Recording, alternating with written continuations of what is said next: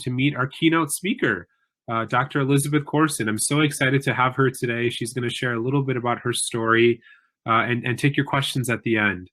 So let me tell you a little bit about Dr. Corson before I bring her on stage. So Dr. Elizabeth Corson is a TomKat Center postdoctoral fellow in sustainable energy at the Stanford University, studying how to recover resources from wastewater through electrochemical nitrate reduction. She completed her PhD in chemical engineering at the University of California, Berkeley, where she did research on converting carbon dioxide into valuable fuels and chemicals through plasmon-enhanced electrochemical reduction. She's originally from Iowa, and Elizabeth received her BS in chemical engineering from the Illinois Institute of Technology. Without further ado, let me bring Dr. Elizabeth Corson to our stage. We'll do a little virtual round of applause as she gets set up. Hi. Hi. Hey, everybody. Let's see. I'm going to share my screen here. Let's see. How does that look, Akshar? That looks great. Okay, excellent. Well, hi, everybody. I hope you're enjoying your conference so far. As you mentioned, my name is Elizabeth Corson, and today I'm going to be sharing with you my path in chemical engineering. So I grew up in Des Moines, Iowa. That's where I went to high school. And I definitely remember being like most of you, thinking about what I was going to study in college. So I definitely remember thinking about where I wanted to apply and what field I wanted to study. So in the end, I decided to go to the Illinois Institute of Technology to study chemical engineering.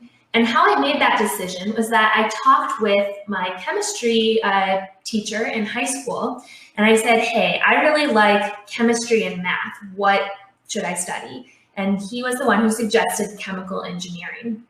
So it turns out that I really like chemical engineering, but going into it, I had some uncertainties. So one of them was that although I do really like math, I don't consider myself to be like a math genius.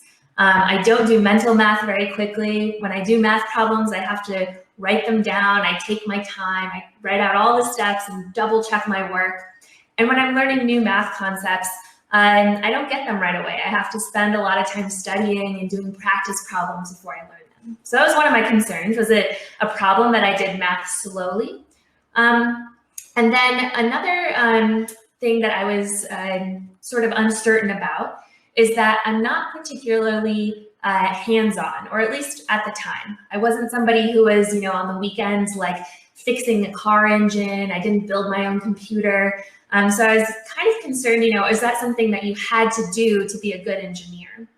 And then one thing I was also uncertain of is that while I really like chemistry and math, I also like a lot of other disciplines. So I like reading, I like writing, I like performing.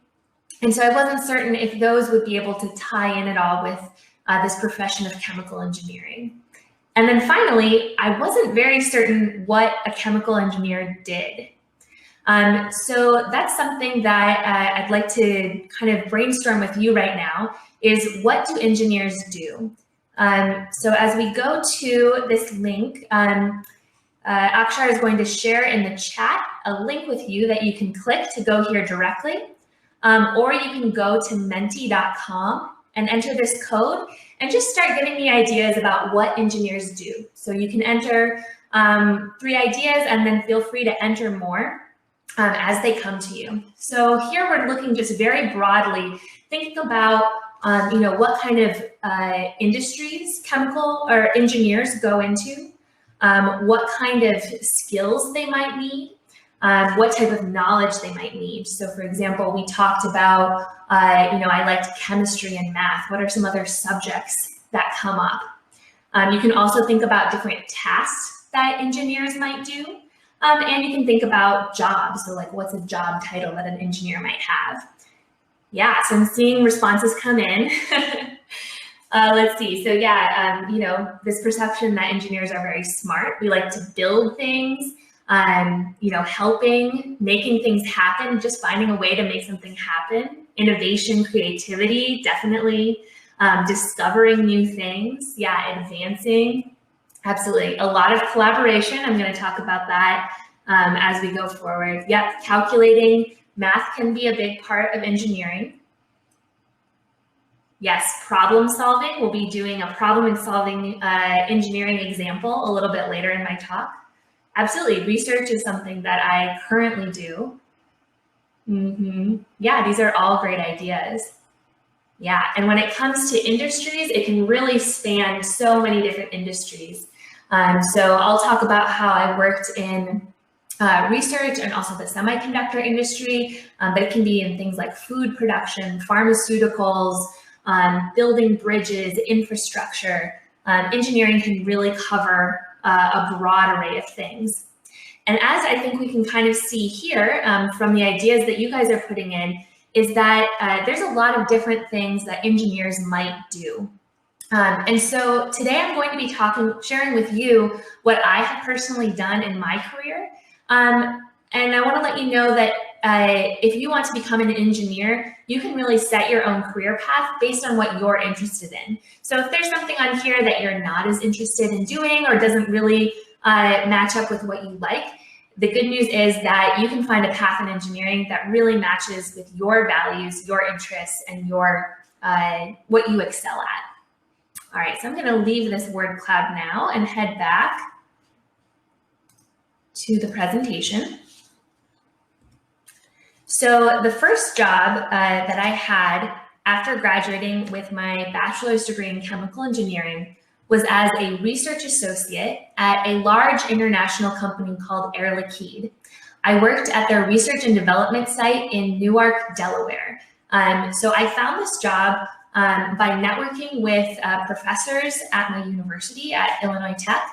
And I got an interview with this company and then eventually accepted the job offer. So I had never lived on the East Coast before. So this was an exciting time to move out there and get to explore the cities and live in a new location. The reason that I picked this job out of a couple job offers that I had was that it gave me an opportunity to work in clean energy, which is something that I was really interested in. So here in this picture, this is a picture of the project that I primarily worked on in this position. So here what we were trying to do is capture carbon dioxide from coal-fired power plants to prevent it from being emitted into the atmosphere. So here you can see me on the left. I'm helping operate our test skid here. And what we did was we had a large compressor or a pump here to compress our CO2, which is mixed with nitrogen. Then it's going to go through this test skid and into this box over here where we had our membrane at a low temperature. And the membrane did the separation of CO2 and nitrogen. And then our separated streams came out through here, and we analyzed the percentage of the concentration of CO2 and nitrogen to see how well we did the separation. So in this job, one of my primary roles was to do process design. So this is a very common skill or role that you might fill as an engineer that kind of spans a lot of different engineering disciplines. And part of my job in process design was to create a piping and instrumentation diagram, or a P&ID. So here I'm just showing an example that I found online. But a P&ID is you draw out the process and you define all the different components that you're going to need to put together to make this process happen. So here we're specifying all the different types of valves that we need in the process, all these sensors, so like temperature sensors, pressure sensors, and things that control the flow, so like flow meters.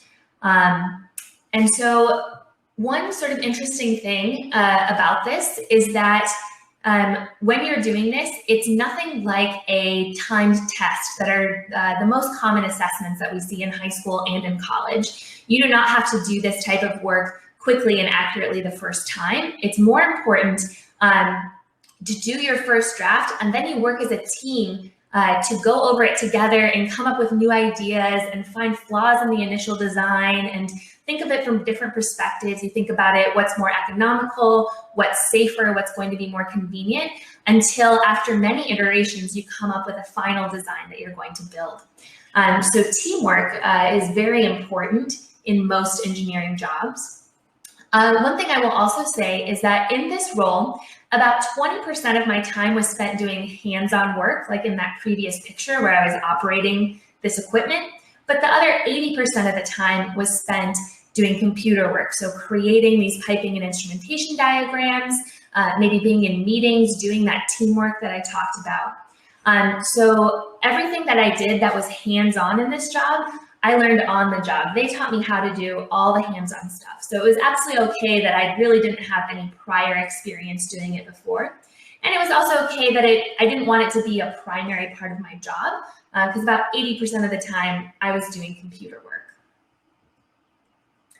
I will say, so also in this job, this was the first time that I got exposed to roles that people might have with a PhD in engineering. So up until this point, I thought you got a PhD just to become a professor, but it was here that I saw that people with PhDs also could go on to do industrial research. And I started really liking the roles that they were filling of doing industrial research or leading teams of researchers in industry. So this is when I first started thinking that I might want to go back to school to get my PhD. But I also really liked managing teams of people. So I wanted to give that a shot first before I made a final decision about getting my PhD. So I switched jobs internally. So I found a new job within Air Liquide as a quality manager. And this job was in Fremont, California. And I was specifically looking for jobs in California because I wanted to live closer to my husband, who was at Stanford at the time. And so in this role, I was the quality manager for a chemical manufacturing site. So we were producing chemical precursors for the semiconductor industry. So our customers were the ones who are making the chips that go into your laptop, your cell phone, memory sticks, and we were providing some of the chemicals that they use in that manufacturing process. And so one of the really important things about these chemical precursors is that they need to have really, really high purity. So they have to have very low levels of trace contaminants, like metals that we just find all around us. And so the way that we did that was through something known as Statistical Process Control, SPC. So what you do in statistical process control is you define some quality variable that tells you the quality of your product. So in this case, it was often these trace metal contaminants. And then you have a sampling plan. Maybe you sample every product, maybe it's every other one, maybe it's every batch, and you plot those results on your control chart. And then you take the data, maybe from the past month, and you calculate the average and the standard deviation. And from that, you define your upper and lower control limit. So maybe 3 standard deviations above and below. So here you can see we're doing some math, but it's actually not this sort of advanced calculus or differential equations that people might associate with engineering. It's actually things that you've probably seen before, just averages and standard deviations. So then as we go along in our day-to-day processing, we're going to plot the results on this chart and make sure that we see this sort of random variation. So there's some random variation from our process, and as long as it looks random and it's within our control limits, we know we're doing a good job. But we're also looking for any trends in this data. So if we see something like this, where we have maybe 6 or more points that are continuously decreasing or continuously increasing, even if they're not exceeding our control limits, that tells us that this isn't just random chance. This is now something that has changed in our process, and we need to do what some of you identified in our word cloud of this troubleshooting or problem solving. So we can see that there is some problem, and now we have to figure out where it is and how we're going to solve it. So this brings me to an example that I'd like to work through with you. So this is an example from real life of what might have happened in this plant that I was working in. So let's imagine we're getting a new batch of raw material, so 100 liters of raw material. And then we're going to purify it through distillation. So we're going to distill it on our distillation column number 1, which just went through some routine maintenance. So it was recently cleaned out. Distillation is when you separate a mixture of components by their boiling points. So we're going to heat up the liquid, and something with a lower, higher boiling point is going to come out the top, and it will be pure, separated from our mixture. So that process is done by employee A. Then we are going to fill it into canisters, but these canisters are pretty expensive. They're not disposable. So every time we send them to the customer, when they're done using it, they return it to us, we clean them, and then we fill in the new product. So those steps were done by employee B. Now we come to our sampling to verify the quality of our product. So we're going to bring each of these canisters inside of a glove box. And a glove box is just some container that has an inert atmosphere, which usually means no oxygen and no water. And that's because these chemicals that we're making are usually reactive to oxygen and water, and sometimes dangerously slow. Sometimes they can explode in the presence. So this chamber is going to be purged with an inert gas like argon. So we're going to bring each canister into the glove box, and we're going to extract a small liquid sample and then send it to the lab for testing. So in this scenario, employee C is doing that, and they're training a new person to do it as well.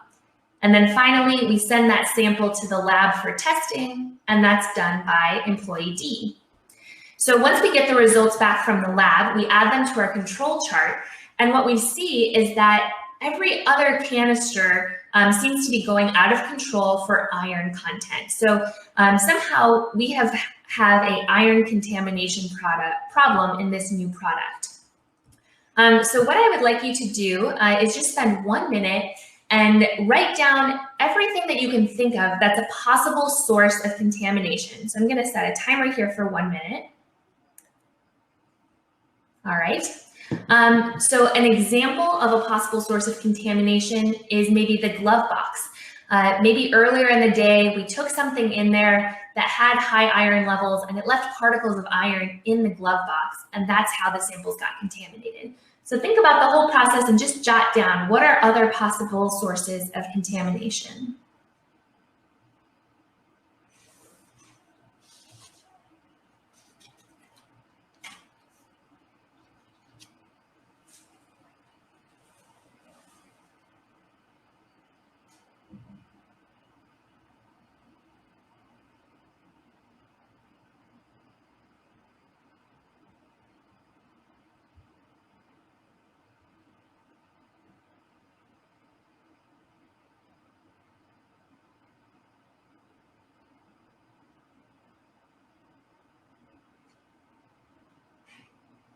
All right, so as a quality manager, that would be my first step of thinking, what are the possible sources of contamination?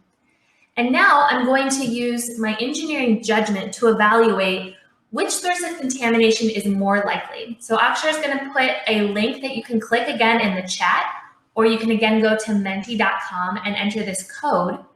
And you're going to see 5 possible options. I'd like you to select one of which source of contamination is more likely. So do you think that the raw material is more likely that it was contaminated? Maybe do you think it's more likely that the distillation column got contaminated during that maintenance we talked about? Perhaps do you think that some of the canisters were not cleaned thoroughly? Maybe the glove box is contaminated, like we gave as an example, or do you think that it's most likely that maybe the trainee made a mistake because they're new to this job? And one sort of hint that I have for you is to look at the pattern in the control chart and see that it's every other canister that seems to be contaminated.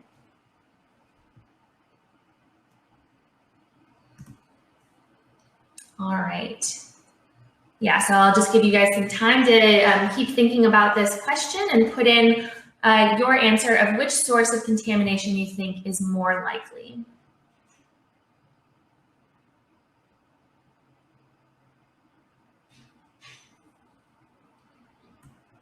All right, so yeah, so I see here we're thinking about every option, but we've got 2 that are kind of standing out for everybody. Awesome, I'll let you guys keep voting if you want to. Yeah. And so one thing I will say is that it is entirely possible that any of these could cause the contamination. And our job as a quality engineer is going to kind of rank them in what's most likely, and then we'll start at the top. So this is going to save us some time, but we'll start at the top, and if that isn't the source, then we'll keep going to the next most likely one. And so sometimes it does result that even the least likely one really is the source of contamination, but you'll likely save time by starting at what's most likely. All right, so I'm kind of seeing here that you guys have done a good job about picking out the two most likely. So let me explain why these two are more likely that it's either the canisters or the trainee. So here, when we were thinking about the raw material, if all the raw material were contaminated, what I would expect to see in my control chart is that everything is out of control. Everything has a high iron level. And that would be the same for if the distillation column were contaminated or if the glove box were contaminated. I would expect to see probably all of them above the level. However, if only some of the canisters were dirty, then that could result in this pattern. And maybe that would happen, maybe the customer, some of the canisters that they returned, they heated them to a higher temperature than we recommend. And so our normal cleaning process didn't clean them as well. Or another possibility that I think is also more likely is that the trainee made a mistake. So maybe here, if we go back and look at the records, we'll find that the employees showed the trainee what to do and then let them do one canister, and then they were alternating, and that sort of explains this pattern.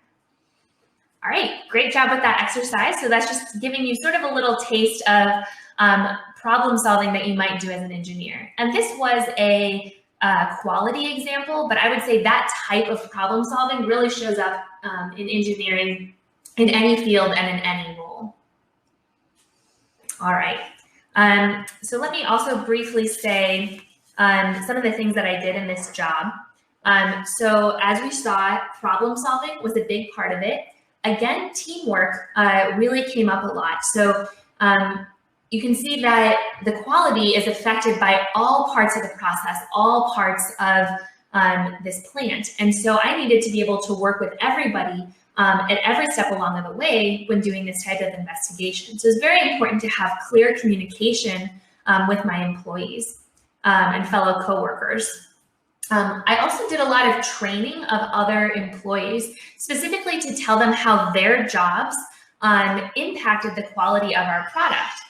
And then finally, I also did a lot of communicating, not only with my fellow coworkers, but also with the customers. So the customers were very concerned about the quality of the product, and they wanted to make sure that we were doing everything to maintain that quality as consistently as possible. So they would come to our site to do audits, and I would represent our plant, and I would need to communicate with them about our process.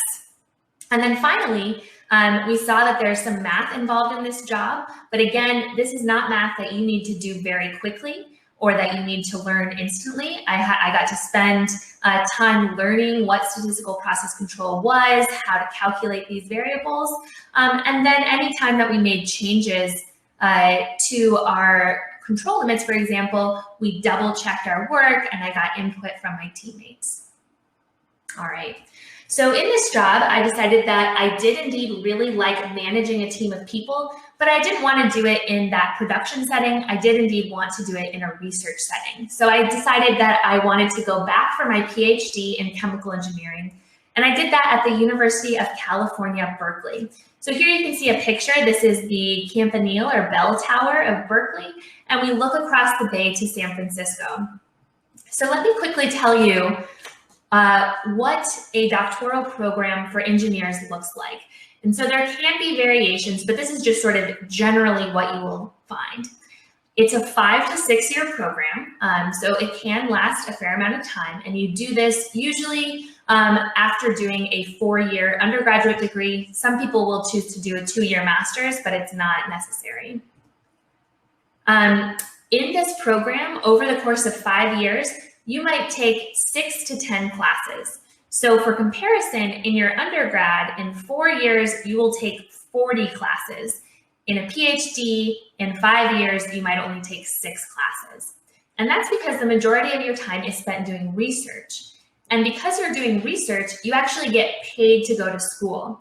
So I think this is something that is not very well known. During my whole 5 years of my PhD, I received a salary. So my advisor paid my tuition. You don't have to pay for the tuition. And you are paid enough money to pay for your own place of living and pay for your food, and also have some left over for your hobbies or being able to travel and go on vacation.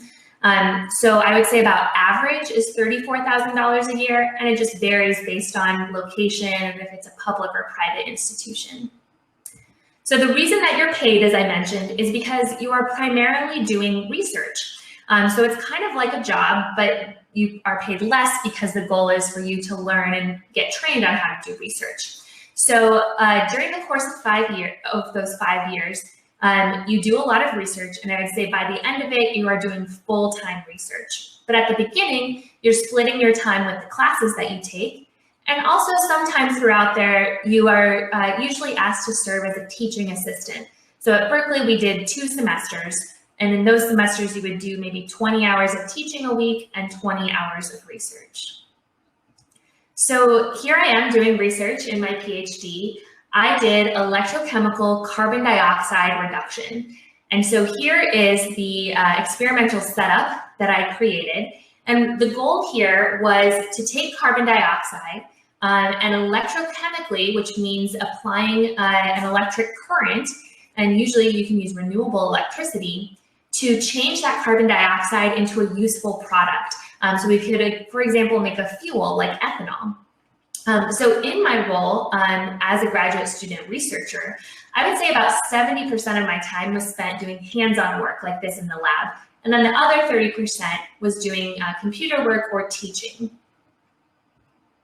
So here I am again doing another hands-on job.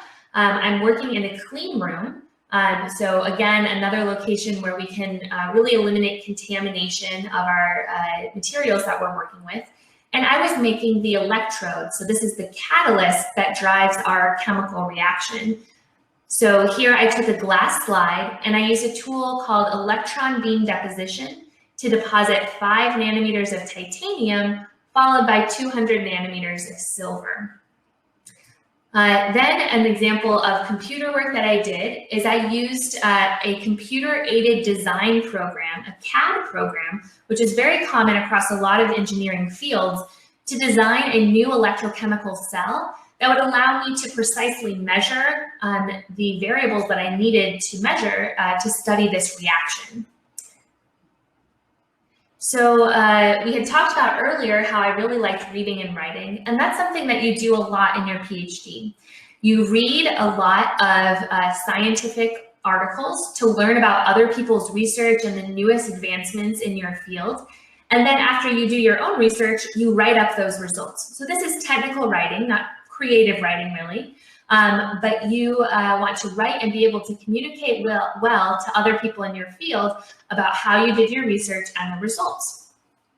A few other things that you'll do that we talked about in a PhD to be teaching. There's still a lot of teamwork because you'll be working with other researchers, but often you are sort of the lead of one project, the main person driving it forward. And so in a PhD, you need to have a lot of self-motivation. So you get to kind of decide what your schedule is and what you're going to do on a day-to-day and a week-to-week basis.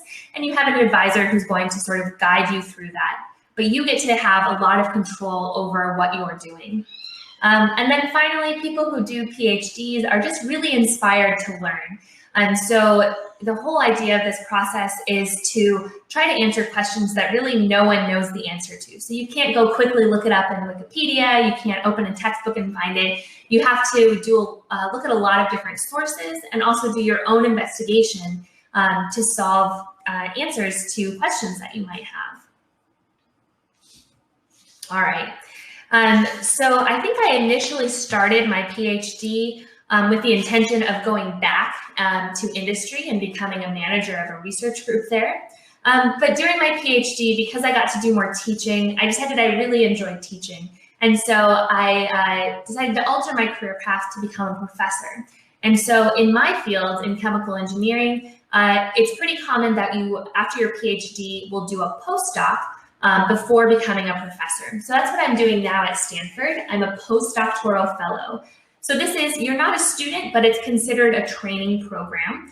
You still get paid, and you get paid more than being a PhD student, but less than industry, for example. And in my postdoc, I'm studying electrochemical nitrate reduction. So it's still doing electrochemistry using renewable electricity to drive a chemical reaction. But now I'm looking at a different application, a different reaction. So nitrate is a pollutant that we can find in water that's harmful to human health and also the ecosystem. And the goal of my project is actually to convert that waste into a valuable product. So convert the nitrate into ammonia, and ammonia can be used as a fertilizer.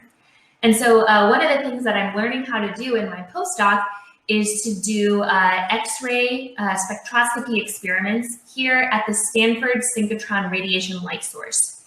So there's a couple of these types of beam lines all across the world. And so what they do, they're called particle accelerators. So you accelerate an electron around this large loop, and the process of going around, it generates high energy. And then we as researchers can use those X-rays to study materials in different ways and answer a lot of different questions. All right. And so maybe with that, let me kind of summarize for you what I've learned about engineering. So one thing I hope I've made clear is that you don't have to be a math genius. And when I say that, I mean just that you don't have to be able to do math quickly. You don't have to be able to get, just get it right away. It's okay if you're like me and you do math slowly, or you have to take time to learn new concepts.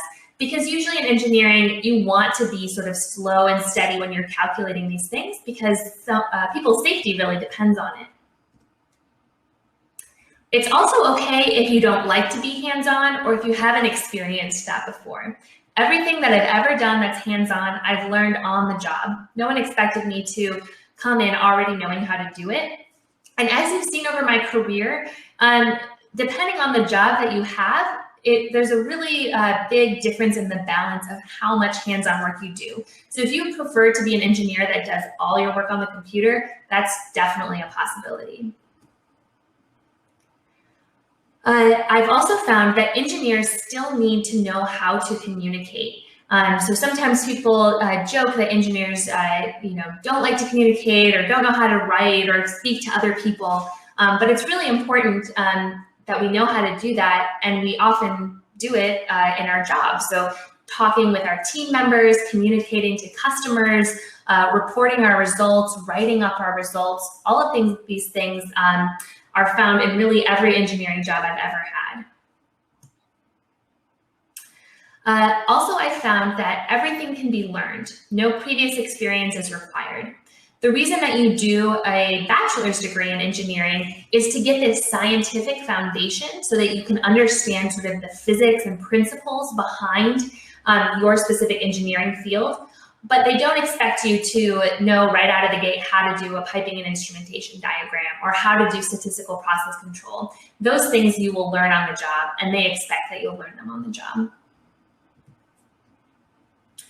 Also, I hope I've shown that your path is not set from your first job. So if right now you're feeling like you're not really sure what you want to study or what particular career path you want, that's absolutely fine. And even if you get to the end of college and you're not sure exactly what you want to do, also fine.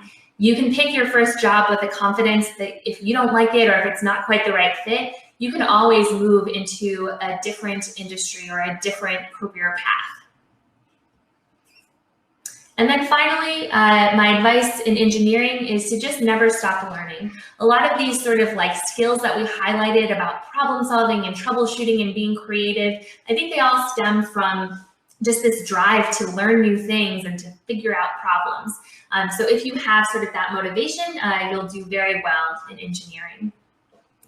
All right, and with that, I'd like to thank you for your attention and for your great participation, and I'm happy to take any questions. Thank you, Elizabeth. That was so informative, and it's so nice to learn a little bit about your career and what you learned. One question that I had just to start is, you know, there are a lot of different types of people that you have to work with besides engineers. Could you give us a taste of an example of the other types of people you work with in your day to day? Like, who are the other people that you have to collaborate with? Yeah, sure. Let's see. So again, it can vary by location. For example, when I was a quality manager in a manufacturing plant, a lot of our employees were technicians. So people who had not gotten 4-year degrees or longer degrees, maybe they just had like an associate's degree, and they were doing kind of all the hands-on work. So coming up with ways to explain maybe some of the concepts about what they were doing in ways that they would understand, so that they would be able to maintain the quality of the product.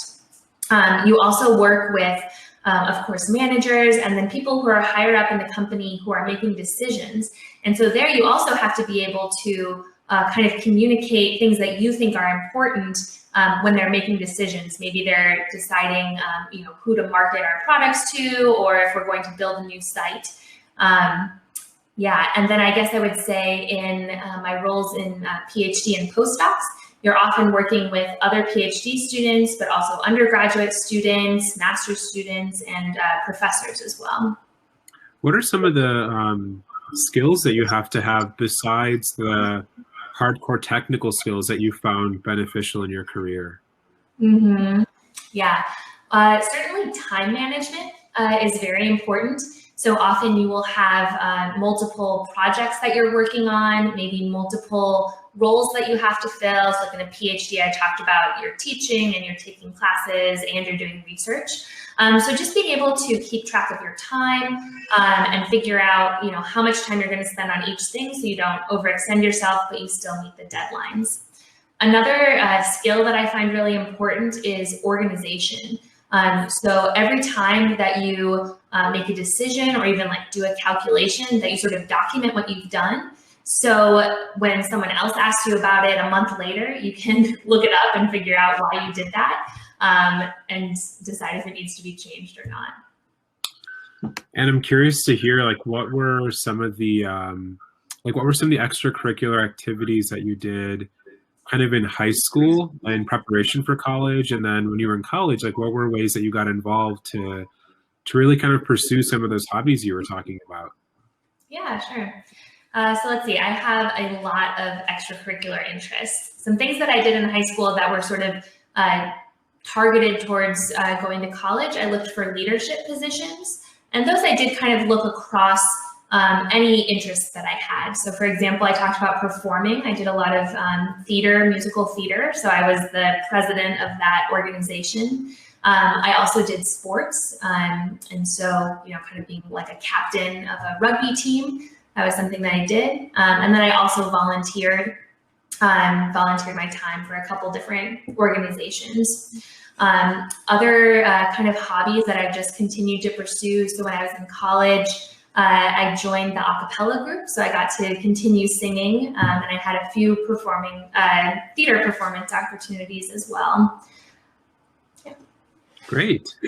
One of the things that I've been talking to a lot of people about, especially folks that are, kind of going through this time and trying to balance, so many different projects at the same time. How has the pandemic kind of impacted your particular career and your job and the plans that you had laid out?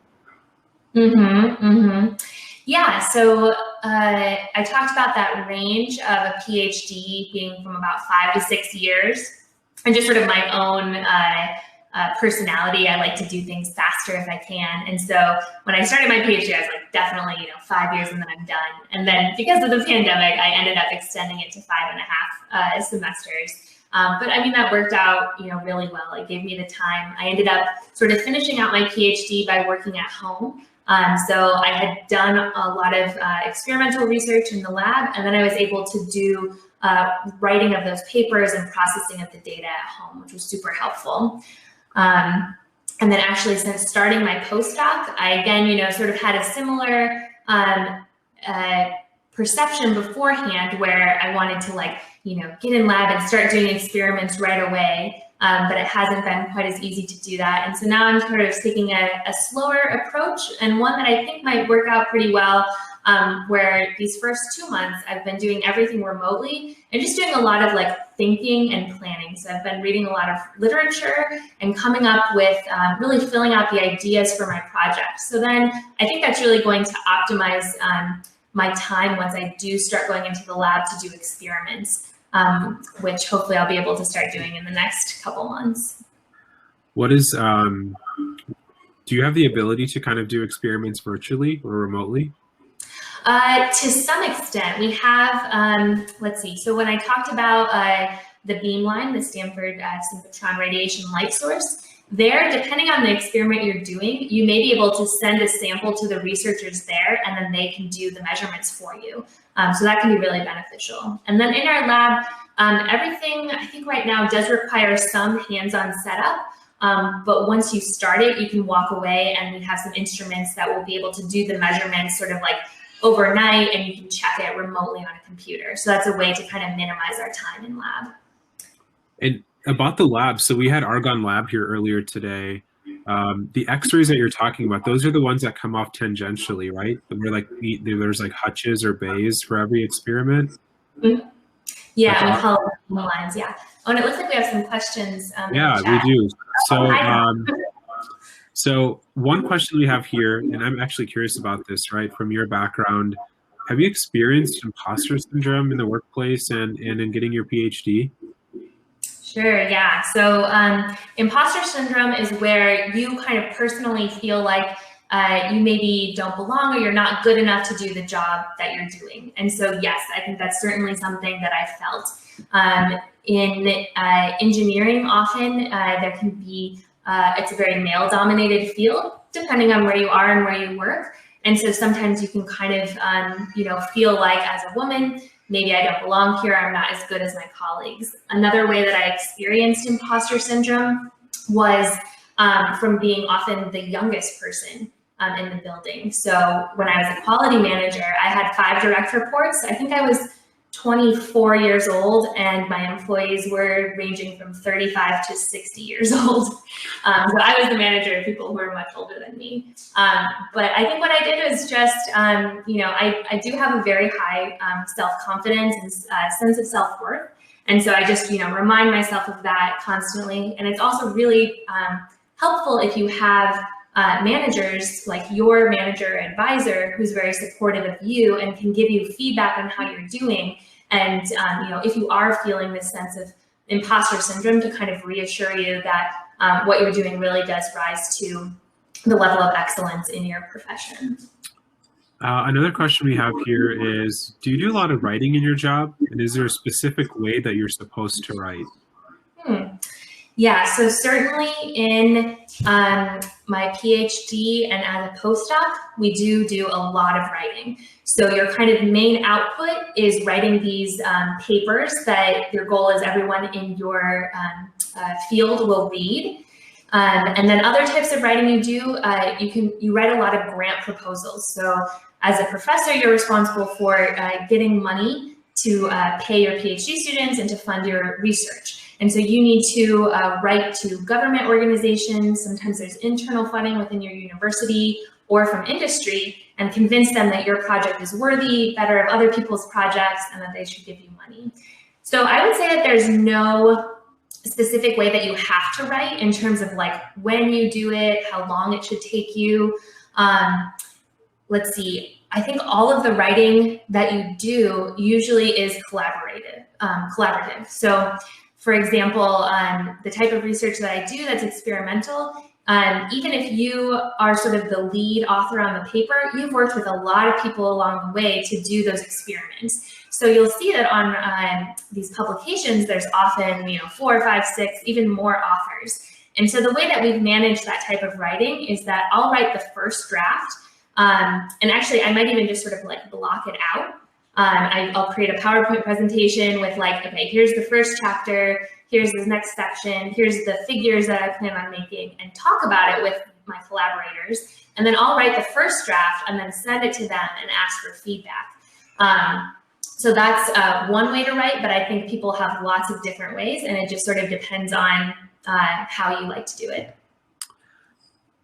Going back to a little bit about kind of like picking the different schools that you've attended, what went into those decisions? I know you talked a little bit about it during your keynote, but I'd love to know like what was going through your head as you're picking, a college for undergrad and then for a PhD program, postdoctoral program. Like what are the factors that you weigh? Yeah. So one thing I talked about was sort of this like skill of being organized. So whenever I'm making a decision, I like to make a spreadsheet and kind of think about the different considerations that I have. So really both times for thinking about a school, I thought my categories were sort of like location, maybe size of the program, like how many students, so that's going to affect your class size. I thought about sort of like the research activities that were going on there, maybe their connections to industry if that's important, and probably several other categories.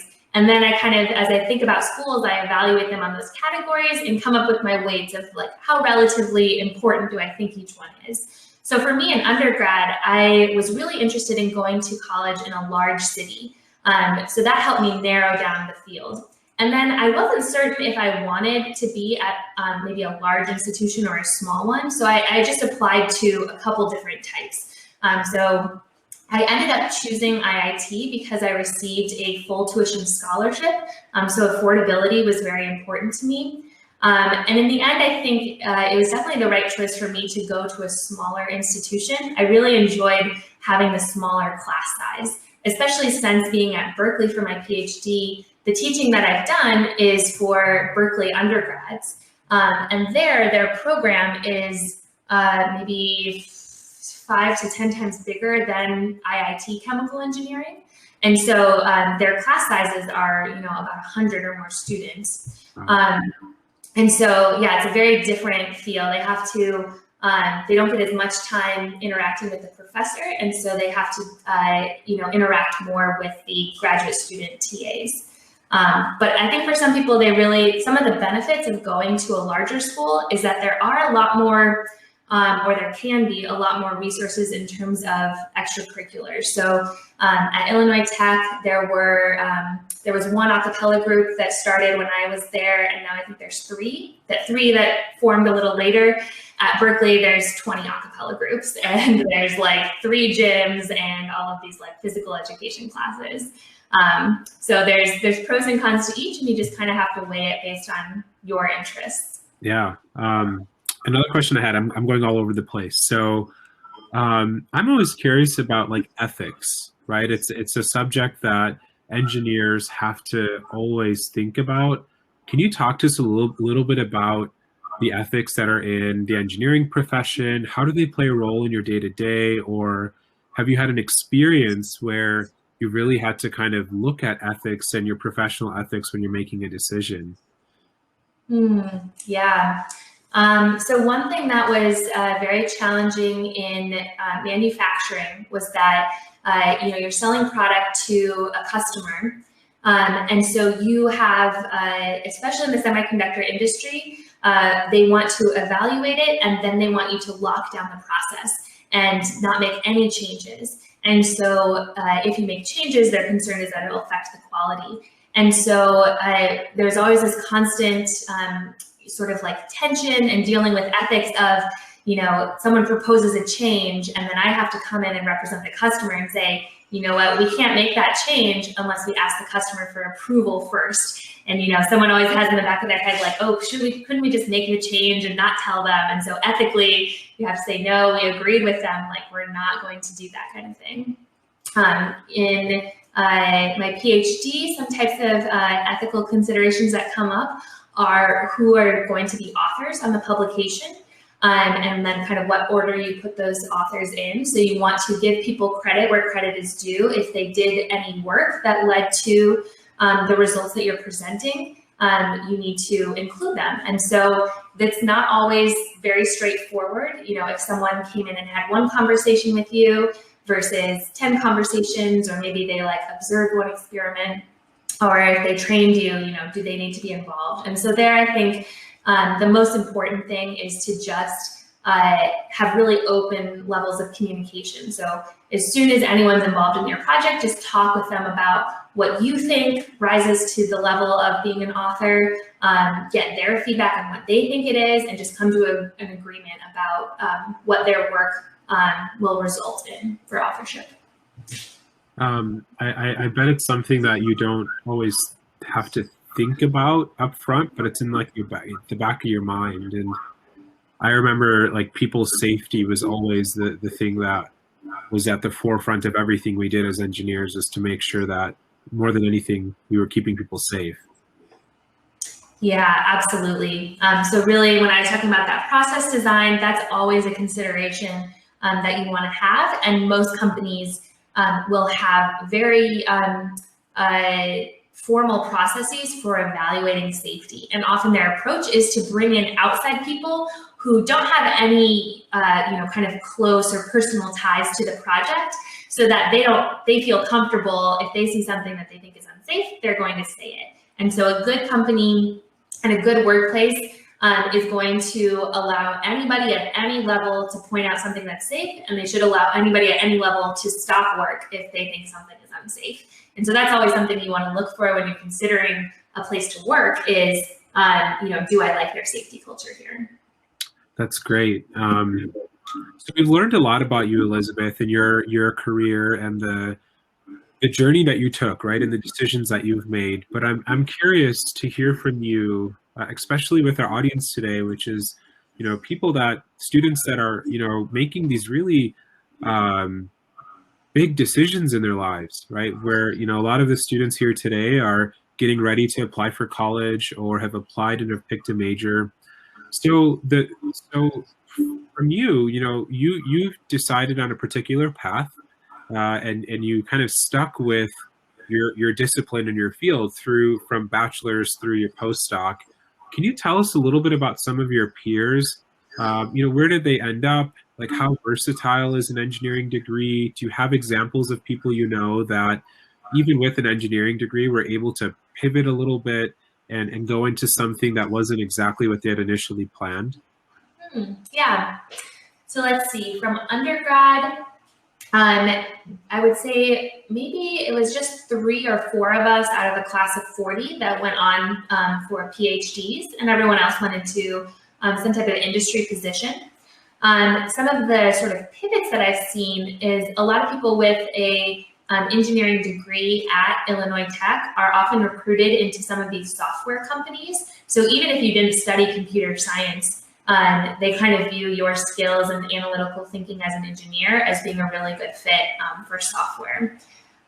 So those are definitely some of the changes I've seen.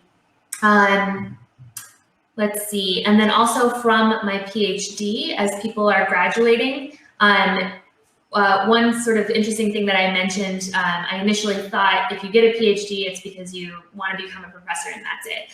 I would say most people from my program are not becoming professors. So there's a lot of different roles in industry that you can fill. So some of them are sort of, still kind of along the lines of what you did in your PhD. So doing research for a company. And here in the Bay Area, a lot of people will join startups, but also you can join large companies like I worked at my first job. But also another role that you can do is go into consulting, technical consulting. So I see a fair number of people doing that as well. And so what you do there is companies will come to you and say, we have this problem we're trying to solve. Can you answer it for us? And so you have sort of really, again, coming back to that problem solving, and you get a lot of different types of problems that come up that you get to answer. Yeah, I really love to tell people that the engineering degree is really versatile. And, a lot of what we learn in school is about how to solve a problem. And it could be applied to a variety of problems, not just what's in our discipline.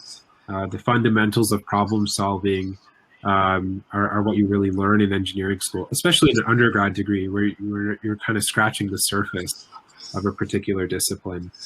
My final question to you before we let you go is just what's advice that you have? You have about a number of people here who are still kind of making these critical decisions in their lives. So what's some advice you have for the folks watching today? Yeah, I would say, so some advice I have is pick a field that you're interested in. So if you're interested in it, you're going to find a job that you really enjoy, and then you will, be satisfied and happy with that. But it's also okay if whatever you end up picking is maybe not something that you end up liking as much, because as we've sort of talked about, there are a lot of different career paths that you can go from your initial starting point of what you studied in your undergrad. So you don't have to feel like, this decision is sort of like, it will ultimately define a single career path for you, and that's the only path you can take. You have a lot of different options. So, take time and consider what you want to do and what you want to study, but always know that there will be lots of places along the way where you can choose to pivot and change, what your career path is. And you can do it multiple different times. I've personally done it several times.